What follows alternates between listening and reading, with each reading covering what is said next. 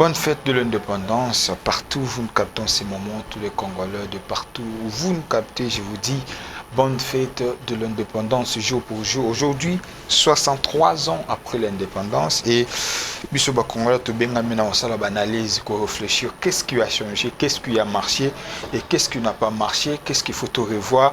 Et 63 ans, est-ce qu'il a avancé Ali, tout reculé?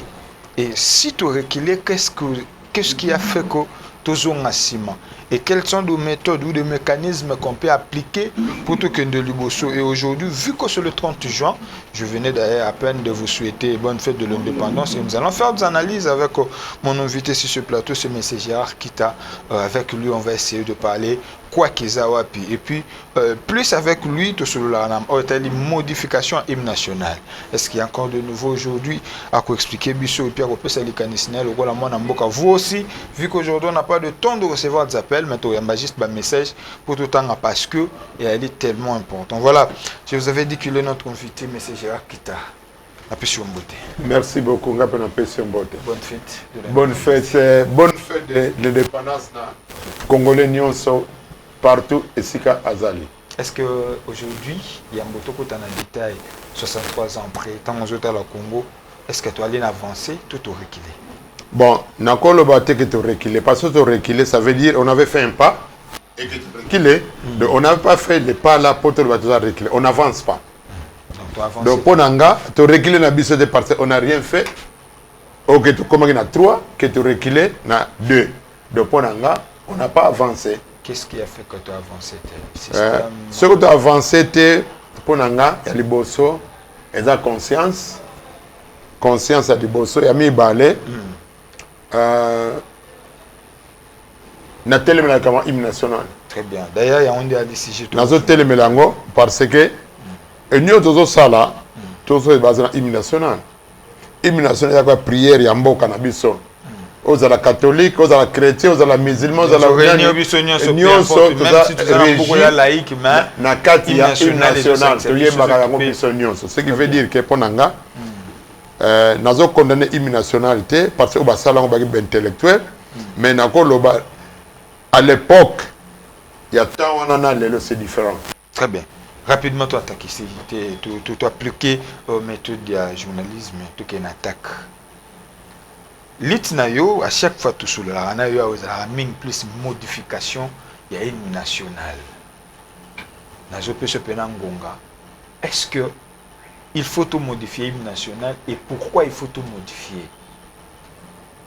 Bon. Parce que les Congolais, nous sommes en liberté, en tout cas, sentez-vous à l'aise, nous sommes en liberté, on peut se décaniser. Surtout, nous sommes en plateau, nous sommes en barabato, nous sommes en plus. C'est-à-dire, l'idée même, nous avons une réaction avant. Bon, naina lobaboye initiative nanga ezali basé to modifier hymne national.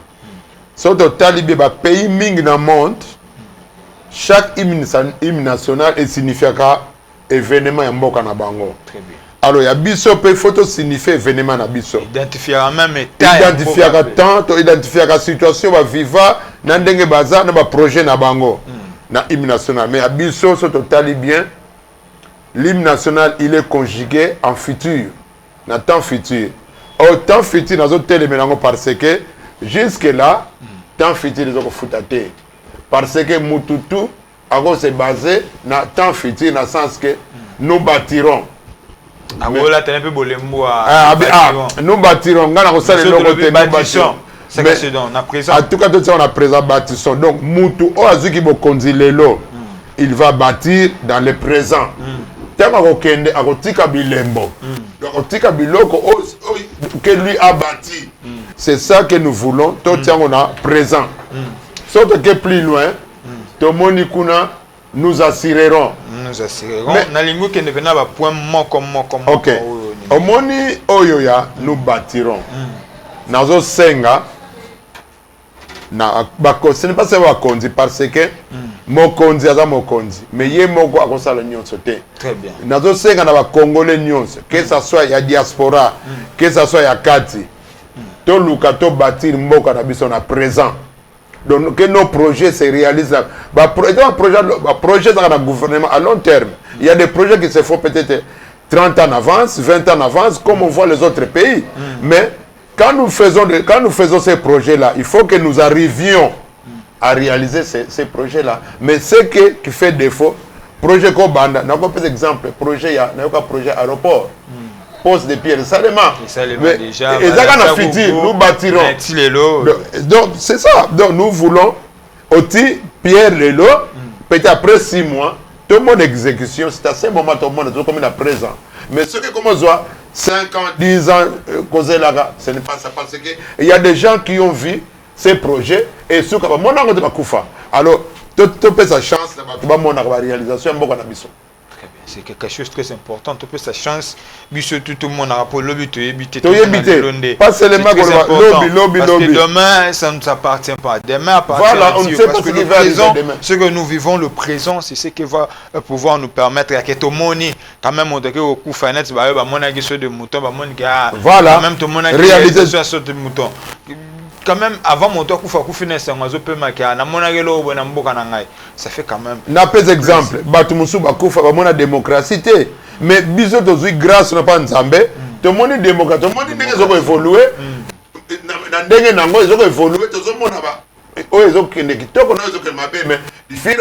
Nous sommes des humains. On est un processus. On parle sur le processus. Nous sommes jeunes démocrates. Pardon. Nous sommes la jeune démocratie. Ok? Pourquoi nous disons cela? Parce que avec le temps, on est en train d'améliorer. Donc, ce qui veut dire, on ne vit pas sur le futur, on vit sur le présent. Au côté de la démocratie, on commence à pratiquer cela. On voit là où il y a des failles, on est en train de modifier. Donc, pour dire que tout vivre vraiment quand même à présent, tout le monde la futur. Point de bosso yangoan. Deuxième point, je vous donne encore le temps. Qu'est-ce qu'il faut encore modifier dans hymne national parce que yango ali miwa ya mboka. Bon, na ina expliquer lo comment tout se comprendre. Tango papa na biso bazo indépendance, je ne vois pas où il y avait un licencié ou un gradué. Je ne vois pas tangwana. Alors, tabazoka Congo, bayebaka Congo te. Bayebaka Congo ya Kombo. Bayebaka te ce que Congo a comme richesse, bayebaka Congo te comme superficie. Qu'est-ce que Congo a comme patrimoine, et ne voyait que Congo. Parce que la place parce que les colons empêchaient les Congolais d'arriver là-bas.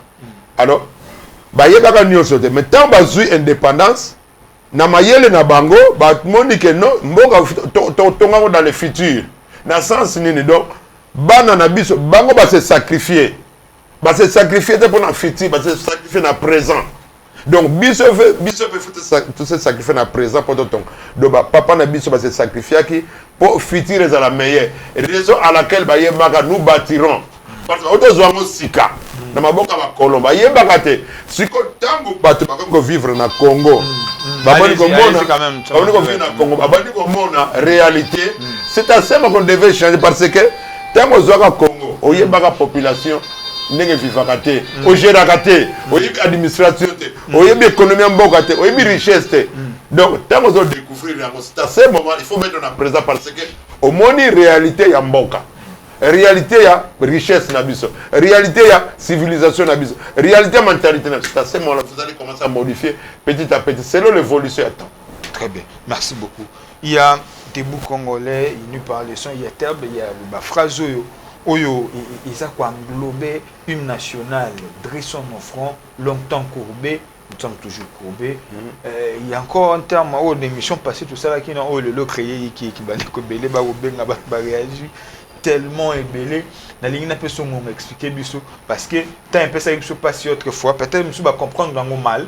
Mais il y a mes gars qui ont une phrase qui aussi bon apprécier mais je vous donne quand même le temps de nous expliquer bon base nako yembango allez quand même une explication nako yembango to le longtemps courbé mais nako longtemps combattu on est combattu pour longtemps depuis nos indépendances jusqu'à preuve du contraire nous sommes que combattus. Parce que ce total bien, on a perdu beaucoup de leaders dans Mboka.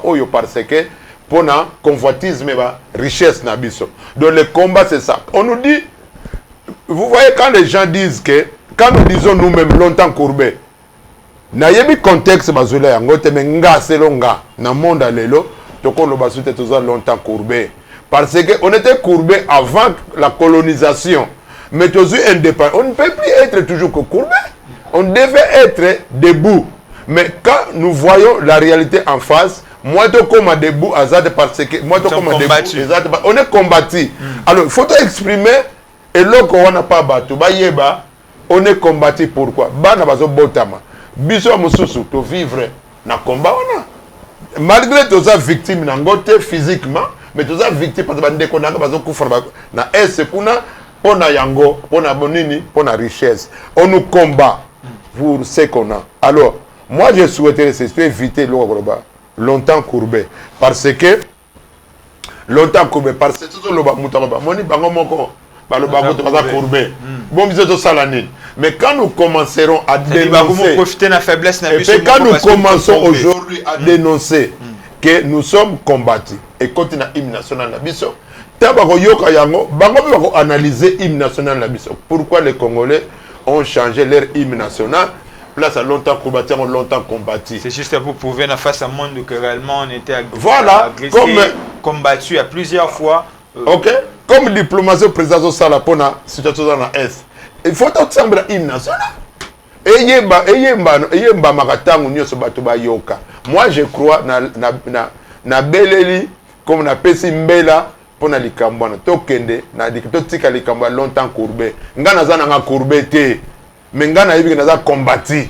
Pour na nini richesse na biso moto teka librement ezate richesse na biso ali convoitiser richesse bazo bo mabiso pour la richesse d'autres ali combattu. Moi je crois raison à laquelle nous avons refusé longtemps courbé. Aujourd'hui, on a vu arriver à Papa Lobby, Azao s'adresser à l'Occidentaux, retirer vos mains en Afrique, et plus précisément, il voit le Congo. On a vu Est en Abysso, comment est-ce qu'aujourd'hui, ça fait plus pratiquement une année, un mois et quelques jours comme ça, où ils ont géré par M23.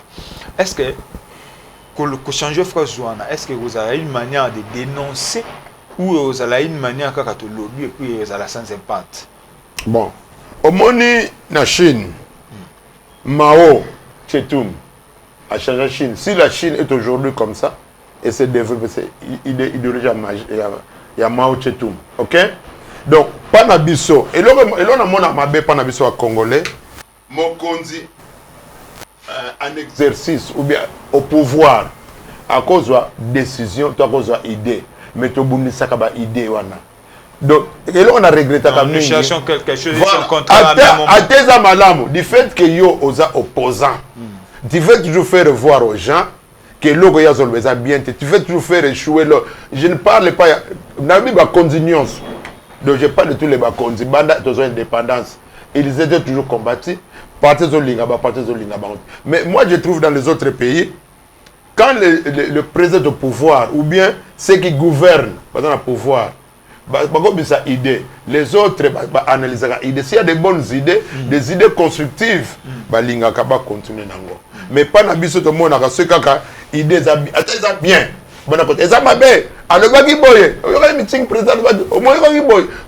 Donc pour dire tu fais toujours chercher une faille quelque part pour nani okitsa idée na yo. Oh, moi je trouve que s'il y a des bonnes idées, des idées constructives, tout soutenir Kayango. Vous avez même parti, vous avez même idéologie, mais si c'est pour l'intérêt du pays, vous soutenez. Longtemps combattu, longtemps combattu, longtemps combattu, longtemps courbé, longtemps combattu. Sous cette bonne inspiration, à votre côté, bien que ce n'est pas vraiment le sujet, mais sous cette inspiration, aux autres est-ce que ça n'a pas comme mot à Congo ou aux autres parce que tu veux le bébé interpeller, babé taper le solo de te mettre à l'histoire, il y a la paix à Boka et tout comme ça. Bon, moi je crois Mutuna Nzambe atteindre na mokili azana mission na ye. Mutuna mutu azana loko Nzambe atia kati na ye. Ce qui on a zoloba, ça ne vient pas de moi, ça vient de Dieu, muta inspiré nga pona kokoko telema pona loba eloko oyo. Pona le kanetando na futa kambongo nanga na zoka mbongo pa mutu te. Donc pour dire que eza amour ya mboka nanga yango naza nango na lingi na mona bandeko nanga ba. Et puis ça fait mal des fois. Yozo sala aux $10, mais aux hommes de quoi ça pembe na il n'arrive même pas à avoir $1. Mais moi ça me fait mal. Ça me fait pas plaisir parce que il a toutes les chances ou toutes les bénédictions, il n'est pas à $10. mais azo zwangote moi je na sepelaka te malheur à bato na sepelaka te et ça la nga passe donc na préféré kabola na bango donc pour dire que so nazo sala yango lelo eza pona intérêt mboka nanga nzambe inspiré nga loko na tiango kati nanga alors je ne vais pas rester avec ça na motema nanga parce que un jour je serai interpellé par ma conscience que on t'avait dit ceci on t'avait inspiré ceci pourquoi tu n'as pas osé de dire ça moi je dis au bazo gouverner biso so ba moni ce que je dis est important ba ko kozwa idée nanga so ba moni est important c'est un devoir mais moi tout vendre longtemps combattu aujourd'hui oui effectivement tout ce voile fasté le Congo souffre effectivement nous sommes combattus ba pays voisins autour tout autour na biso ba ko luka ba combattre et toujours RDC aux inspirations, je dirais, laissez-moi tout le banc à l'inspiration, il y a que tout modifié, l'hymne national, tout y a longtemps combattu. Parce que, d'autre part, Mindele, profiter de sa faiblesse, parce que nous sommes courbés, et c'est à ce moment que nous avons occasion, il y a cause de privilège, mais, au lobby, tout le belango, tout le monde longtemps courbé, tout le monde longtemps combattu. Est-ce que les lots ceux qui ont longtemps combattu et qui créent un effet aujourd'hui par rapport à Mario Toromona parce que nous sommes convoités, nous sommes combattus. Est-ce que vous portez quand même changement? Bon, au moins, quand on a la politique, hein, politique. Au moins, avant, les Congolais ne savaient pas la guerre qui était au Congo. Les Congolais eux-mêmes qui vivent au Congo ne savaient pas qu'il y avait la guerre au Congo. Ils entendaient parler de la guerre, mais savoir qu'il y a la guerre, ce n'était pas le cas. C'est la diplomatie jouissance, où il y a président, il y a un groupe de poussées, il y a la guerre. Vous comprenez ce qu'on a là? Donc pour dire que les Congolais ont souffert. Les Congolais ont souffert. Mais lorsque ça la biso, la souffrance, ils ont battu les bandes, ils ont bisoté. Parce que tout allait bien. On est entouré avec 9 pays, frontalier avec 9 pays. Il y a un pays parmi les 9. À l'époque, hein, il y a des gens qui venaient des pays d'Afrique, Sud-Africains, Bangolais. Il y a donc quoi prendre métier à OK? Il y a prendre métier awa. Il y a aussi Batu Bayakotanga. Awa. Il y a aussi des œuvres qui sortaient du Congo, des meubles qui venaient du Congo pour étendre dans Afrique. Mais actuellement, ce n'est plus le cas. Pour dire que on est combattu. Ce n'est pas seulement avec des riches. On est combattu. Il y a des Congolais qui font des bonnes œuvres ici.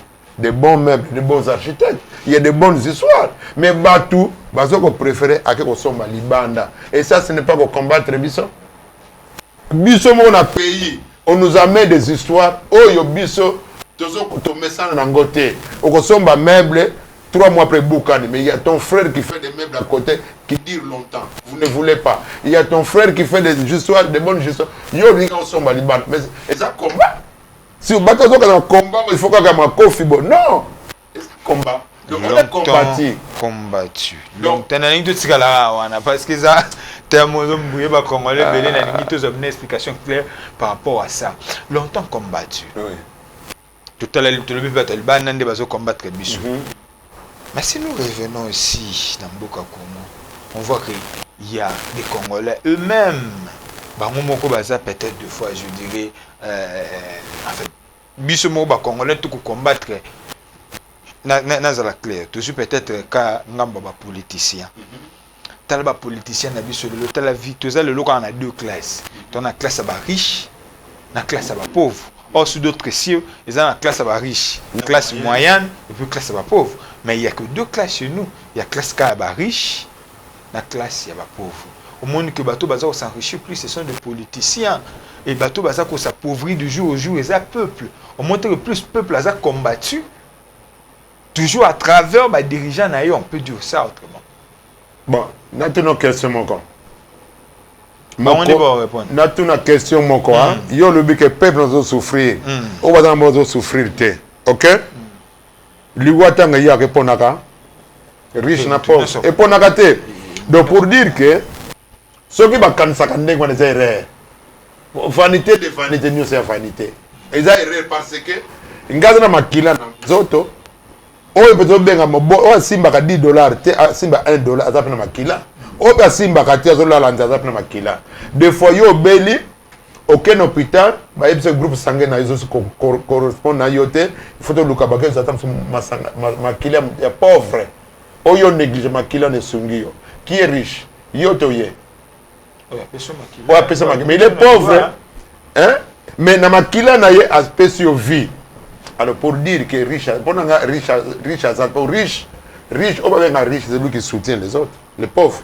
Mais ceux qui ont un bon, au soutien de nos battutés, au soutien de nos battutés, on a riche. Parce que l'argent là, ça ne appartient qu'à toi. Mais richesse, richesse à Congo, toujours réclamer tout Kabolango, non? Pour la biso, nous sommes joués, non? Pour ça, on a biso, et ça, ils sont joués pour la richesse à Moka. Mais du fait qu'on est combattu, toujours ça, et c'est ça, ça se passe. Donc, Nengo lobby. Omoni mutu mususu sa likambo. Omoni motema. Ce que nous faisons, c'est le cœur. Ça vient du cœur. Ce que nous faisons. Mutako ça la action, acte mabe acte sans que motema est indai. Donc nous ça ka mériter na motema avant ebim. Ce que muta saka mabe, de motema neza mabe. Mais mutu muso abotama malam, abotama bon. OK? Okoya ko convaincre pas comme asa mabe awosala mote parce que bonté za katinaye aza bon de nature mais mutu mususu aza mauvais de nature de naissance akotika la toujours mauvais ata osali ndenge nini ata oberse ndenge nini ata opese richesse ndenge nini ata ozuyo tie pembe na yo il sera le premier peut-être bon mal ta trahir. Donc pour dire que ce qui le doit combattre tout ça combattre sur tous les plans. Ce n'est pas seulement dans la politique. On est combattu sur tous les plans. C'est le Romoko. Et c'est Congo, n'est tout ça. C'est ça capable de faire un véhicule. Qu'est-ce qui nous manque? On a tout, mais on n'arrive pas à faire un véhicule. Pourquoi? On a tout. Ceux qui font des véhicules, ils ont matière pas nabiso. Mais ce qu'on dit, c'est le exemple de ça va véhicule. On est combattu. On ne va pas nous laisser faire tout ça va véhicule à part ça. C'est tout ça, il y a un autre qui s'est développé. Congo, Bakonzia Congo, Botiana Mituna Bino.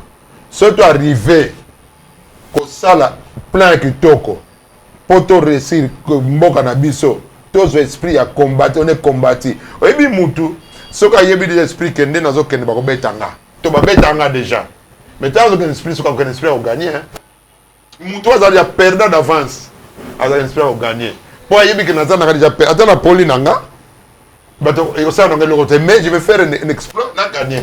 Donc, on est combattu, c'est pour là. Mais tout ça, l'effort pour tout comme un objectif à Congo de demain. Avant, tout le monde avant tout Simbara, parce qu'on va les autres vent de la prise combattus. Ils sont plus combattus. On peut savoir le verset biblique, que vrai Israël, comment la Bible les a des Congo. En quoi vous pouvez dire réellement que Israël les a Congo? Bon, au Moninga, pour yeba richesse à Congo peut-être il faut qu'il y ait banda pour awa makamusu to yeba kate ngai na 97 non pardon 96 avant Moussa Kota na kana osa musala pa ya un millionnaire anglais na tiaka radio RFI na yo kan RFI muto na ye tuning oh olibaka français nga una baka français na je viens du Zaïre à l'époque ayebisanga que vous ne serez jamais en paix. Dans 96, mais 95 quelque chose comme ça. Avant que tout trouble arrivé à Fidel. Ah oui, vous ne serez jamais en paix. Mais pourquoi on est en paix? À l'époque, on a en paix. Vous ne serez jamais en paix. À quel école, il y a une carte géographique, il y a là où on a pointé les richesses. Donc, à la carte à Congo, na moni, ba grande puissance, moni awa Canada, moni awa Russie, moni awa IRSS, moni awa, moni awa, moni awa, moni awa. Donc, tout le monde vivent du Congo, du Zaïre. Donc, Zaïre est un lié à monde de Mobimba. Faut que baba nekonanga. Richesse nabiso est lié à monde de Mobimba. Yangwana, réseau à laquelle on est combattu. On n'est pas libre. Pétrole, tu exploites à côté. Matière, coltan, bisoté. Or, bisoté. Nyoso, bango d'appel ça prix. Est-ce que biso, faut payer ça prix? Biso, c'est que l'on librement, sans imposer biso. Moi, je crois on doit faire quelque chose pour cesser le combat. Il y a une idée. Longtemps combattu, ministre et enseignement, primaire et secondaire, éducation, pour que nos enfants sachent que nous les peuples congolais, nous sommes combattus. Qu'ils sachent cela, et encore un esprit, ils déjà préparé, qu'on est combattu, il faut prendre des précautions. À la longue, pour nous répéter, attaquer, quand on va nous attaquer, nous aurons déjà nos armes pour nous défendre.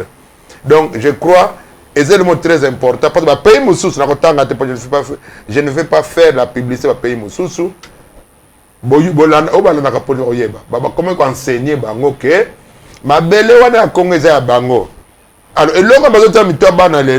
dans les années après 50 ans, ça peut produire un mauvais résultat pour Nabiso. Alors, Biso peut, il faut des précautions pour intercaler. Oyo bango va contre Biso et ça contre-attaque. Donc, prenons nos dispositions, prenons nos précautions. Tout le monde a bana, makambu ya mboka na Biso, bayebaka toutes les provinces du pays. Bayebaka makambu nyoso pour construire bana pour le bayeba défendre mboka na bango historiquement. Longtemps combattu. C'est quelque chose, ça me dépasse, mais il y a des Congolais qui comprennent un peu. Mamoutozo Lobela, c'est très important et c'est très capital. Si aujourd'hui, M. Gérard Kita, il est vrai que vous proposez que longtemps combattu, oui, vous pouvez na face à monde que nous sommes agressés, nous sommes combattus, mais tu peux pas banani parce qu'à ce moment nous sommes combattus, il n'y a personne à jouer à secourir biso. On a vu même les pays voisins, au bazar tout autour na biso nos pays voisins. Attends moi quand tu as porté coup de pouce. Mais est-ce que na koyemba mon hymne national parce que même à niveau international hymne national na biso parce que le président soit allé voyage na yambara na hymne national. C'est-à-dire même dans le plan milieu sportif, même sur le plan diplomatique, l'hymne national joue un grand rôle. Est-ce que celui qui est là, d'une manière que tu lobby longtemps combattu, est-ce que la biso quand nous sommes agressés? Bon, tant que le président Mobutu a côté la Zaïroise, c'est à nous, biso, tous à courbete, levons nos fronts, combattons. Parce qu'on est déjà combattu. Levons nos fronts et combattons. Comment dit-on que l'hymne national est à 70% de privilèges na na force de combattre biso point mon corps balobi bon balobi saluer l'emblème d'or de votre souveraineté qui nous dicte.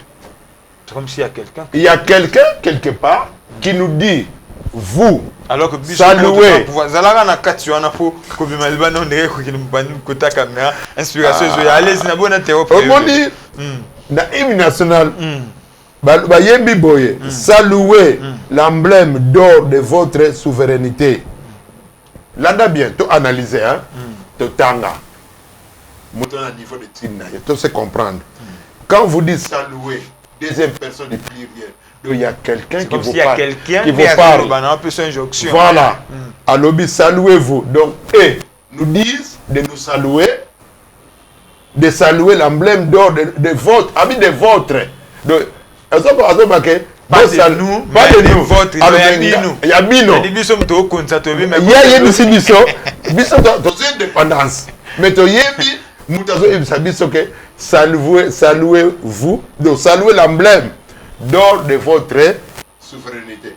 Moi, je crois que cette phrase doit changer.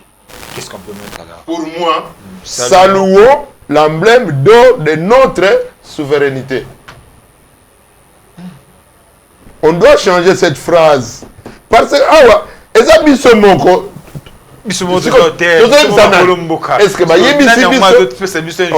biso tozo indépendance si ko saluer l'emblème si ko yo si ko zebisana parce que toi vous étiez congolais si ko zebisana yo congolais mo yebisanga que Gérard saluer l'emblème de votre l'emblème d'or de votre neutralité.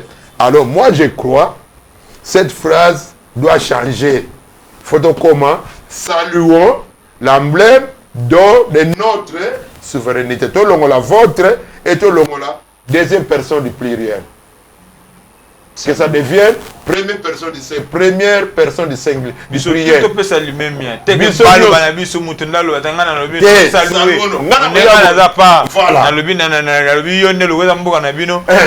Si on a dans un biso. Mais quand il faut s'adresser dans la nation, tout peut s'allumer le même à saluons.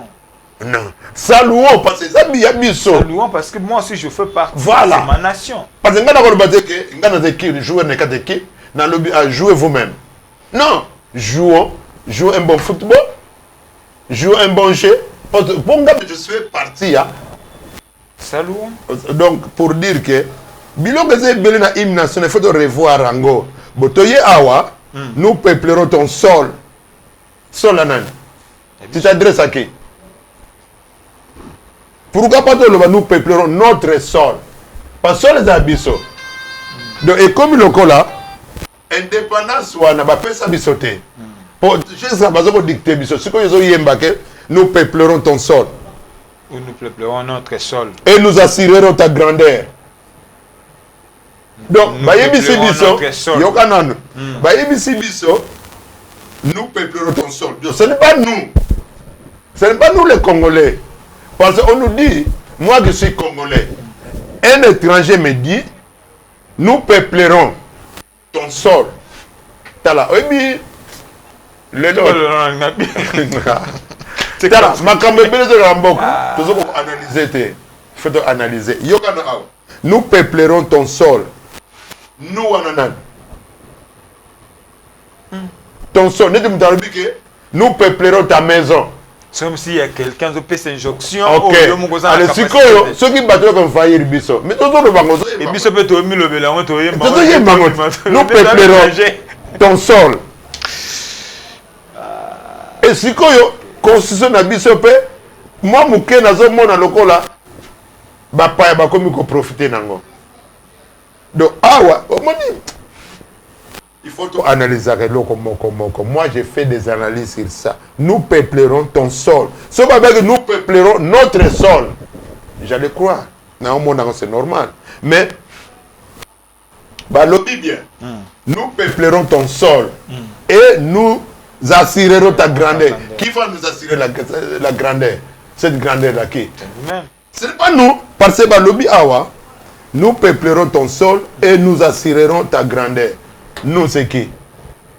Nous assurerons, ceux qui disent ça, on allait dire, nous assurerons notre grandeur. Mais à Balobi, nous assurerons ta grandeur. Donc, il y a quelqu'un qui nous dit que quelque part. Donc, ce n'est pas nous. Alors, hymne national, pour Nanga. Nous assurerons notre grandeur. Mais voilà. Ta grandeur. Ta grandeur. Comme si voilà. Nous assurerons ta grandeur. C'est comme si ça ne parle pas de nous, mais c'est comme s'il y a quelqu'un. Voilà. Voilà. Il y a cette injonction, c'est-à-dire il y a s'adresser à nous. Donc, ce que tu besoin comprendre la phrase, Nathan, saluez l'emblème d'or de votre souveraineté. Oh, il faut que tu aies des notes. De notre. Saluons l'emblème d'or de notre souveraineté.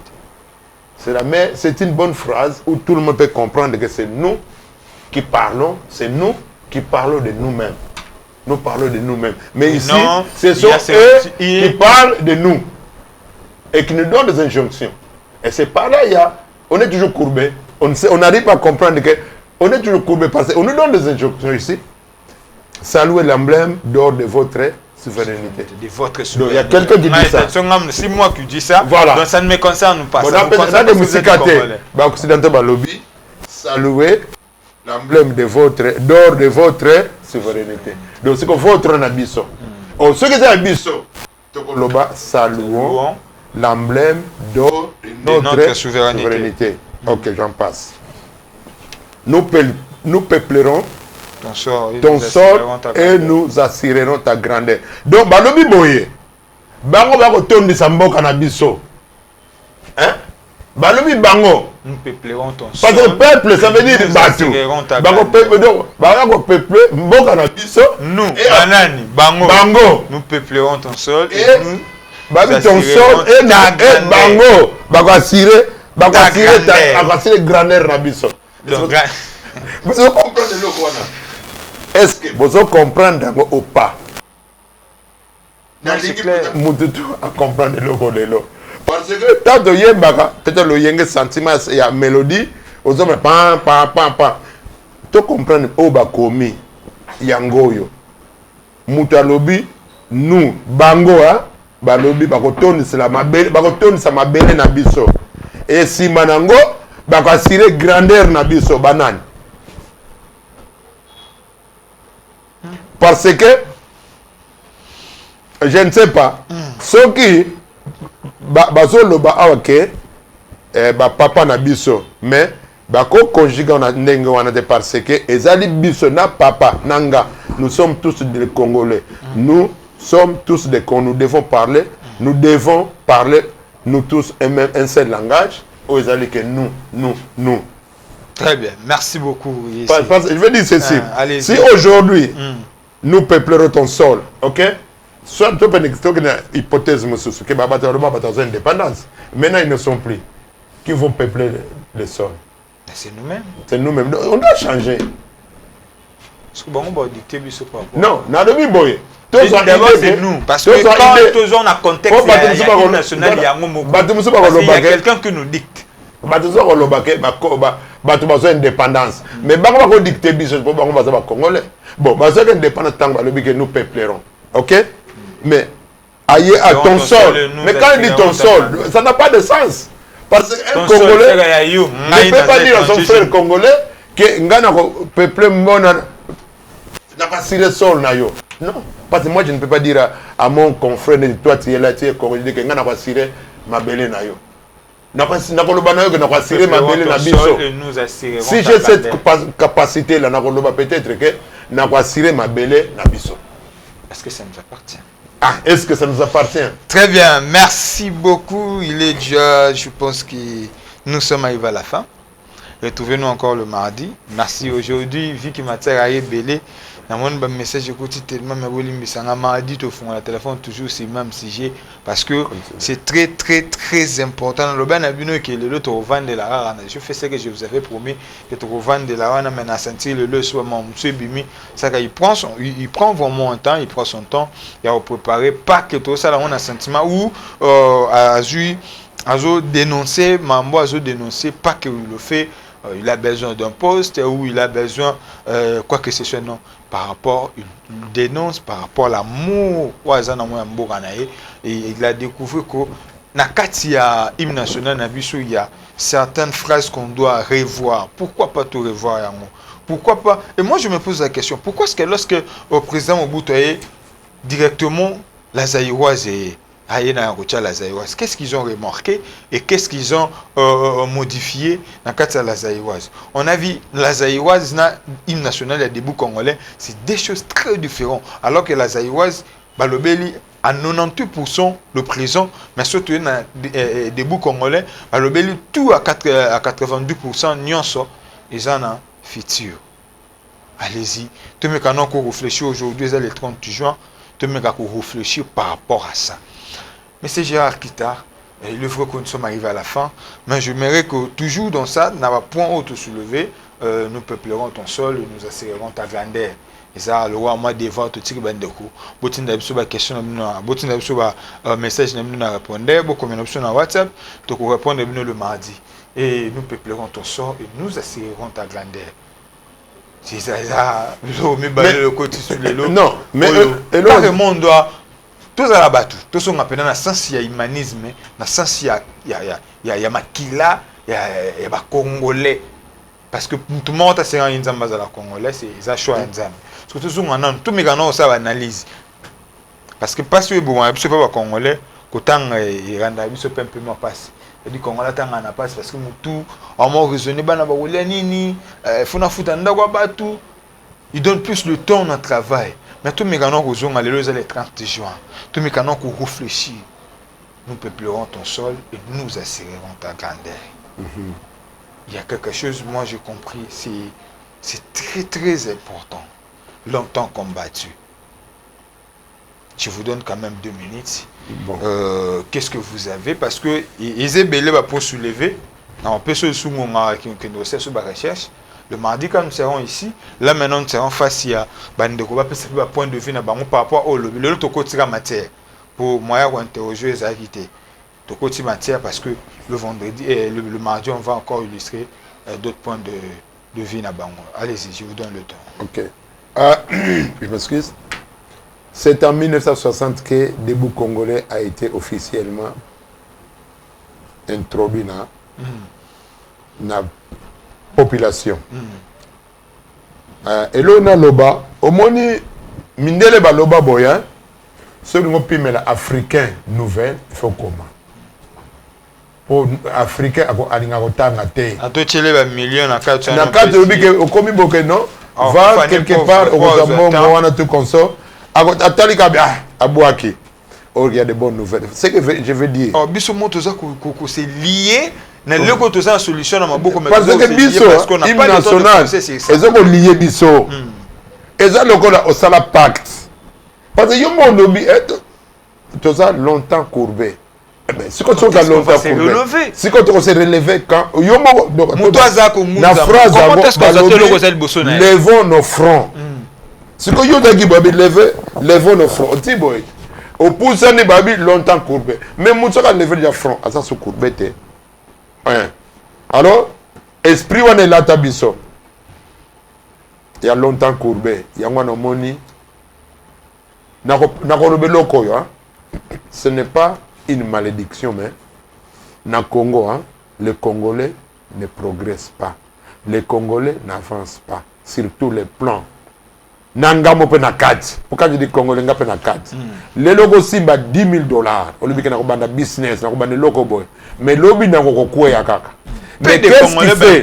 Tout ce que nous avons, nous dépendons que de l'extérieur. Deux exemples. Il y avait des grandes usines, des grandes sociétés, des grandes compagnies, mais où en sommes-nous aujourd'hui? Boye bisanga Congolais nini azalelo industriel. Congolais nini azana usine. Congolais nini azana société de transport. Congolais nini azana société de transport aérien pardon. Nani azana azate. Congolais moko tako beta tolo le ke ngana za riche to millionnaire comme azate ngana zo monété.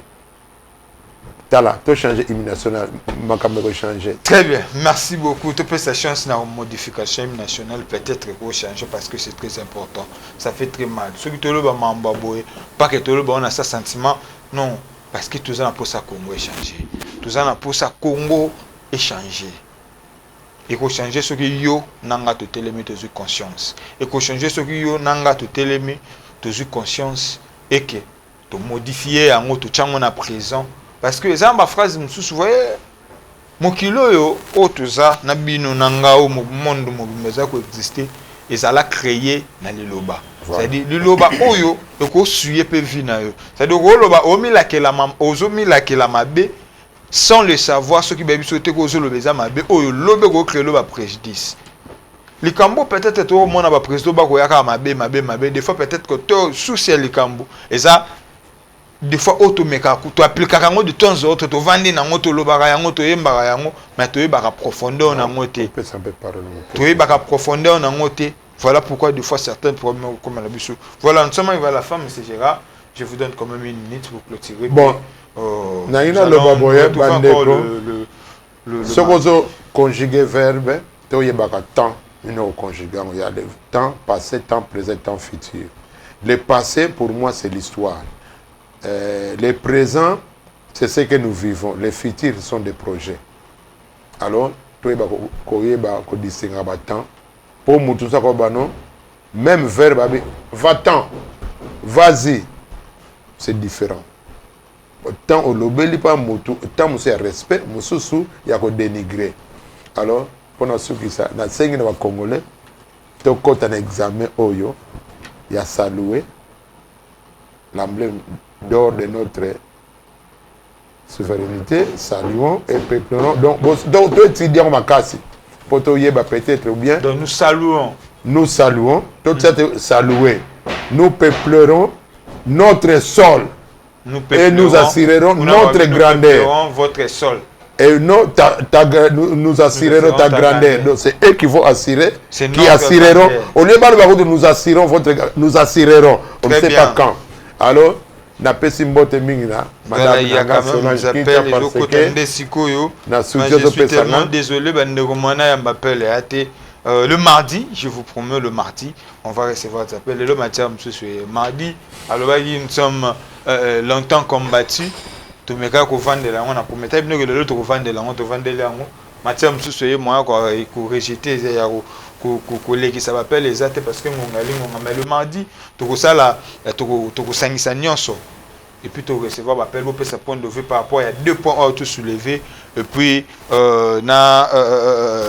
longtemps combattu. Voilà, merci beaucoup Ndeko Gérard et allez c'est mon point d'avis en tout cas tu soutenir et puis tu éveiller parce qu'elle nous a tu éveiller conscience à Congolais tu lobela yango parce que ali musalo toujours pour tout éveiller conscience à Congolais. Voilà, ne ramène pas ce qu'on peut faire aujourd'hui à demain parce que demain ça ne nous appartient pas. Nous vivons le présent, changeons les choses maintenant parce que lobby za nzambe biso ne peut changer lobby pour lobby tout tika Congo ya malamu pas bana na biso pas baïba ko na sima na biso. Voilà, si vous avez médite, merci à Tonton Kalang, à Tenka Vidéo, Tenka Production, merci. Ben, monsieur Bourmon a beau l'anda biso na condition malamu ezali produit na Tenka Vidéo. Si vous avez médite, merci à lui, merci à mon major Marlon Mouchele, merci à Dieu, merci Mokuma, merci encore Gérard Kita. Révélation ou en tout cas mardi tout fou la téléphone tu as Mbappé Bandeko va passer sa point de vue bon total ce que réellement matière et côté. Voilà, demain sera meilleur. Qui m'a beauté que Dieu bénisse les ADC, que Dieu bénisse la République du Congo, que la paix quitte nos esprits. D'ici là, portez-vous bien. Au revoir.